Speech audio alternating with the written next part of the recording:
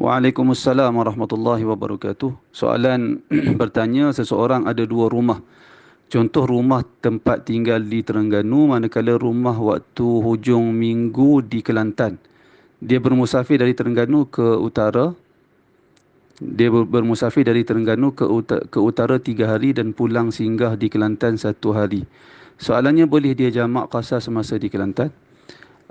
Sekarang ni tempat tinggal di mana? Dia kena pastikan tempat tinggal dia di mana. Kalau dia tempat tinggal di Terengganu, maka tempat iqamah dia ataupun tempat mukim atau tempat mukimnya adalah di Terengganu, bukan di Kelantan.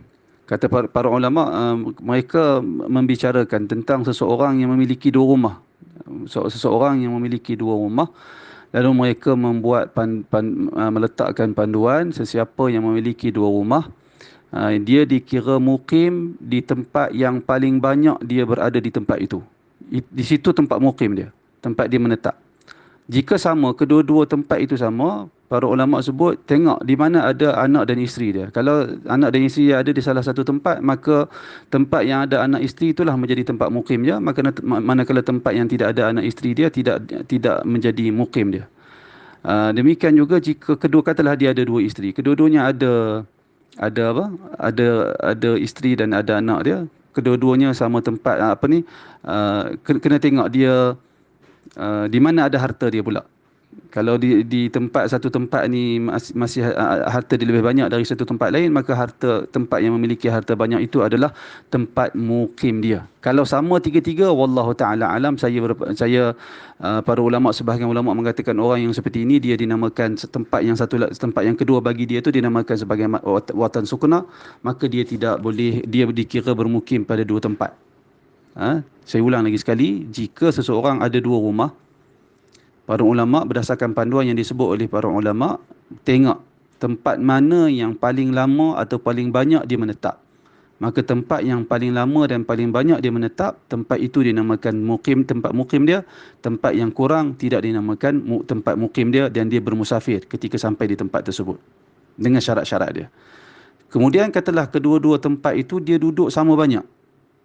Dia duduk sama banyak. Tak boleh nak kena pasti mana satu tempat lebih banyak dia duduk berbanding tempat lagi. Maka dilihat di mana tempat yang ada di situ isteri dan anak dia. Kalau di salah satu tempat isteri dan anak dia tinggal di situ, maka di situlah tempat mukim dia. Yang satu lagi bukan tempat mukim dia. Jika dia ada dua isteri, di sini pun ada isteri, di situ pun ada isteri, kata para ulama, lihat kepada harta dia lebih banyak di mana. Ini fuqaha sebut sedemikian. Tengok dia ada di mana, uh,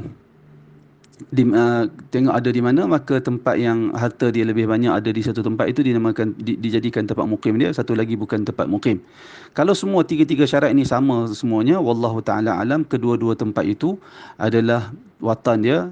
Ketika dia sampai di tempat tersebut, dia bukan lagi bermusafir, wallahu alam. Namun di dalam perjalanan dia masih boleh melaksanakan, dalam perjalanan jika memenuhi syarat-syarat dia, maka dia masih boleh melaksanakan, mengambil keringanan sebagai seorang musafir. Kemudian soalan sebut di sini, dia bermusafir dari Terengganu ke utara 3 hari dan pulang singgah di Kelantan 1 hari.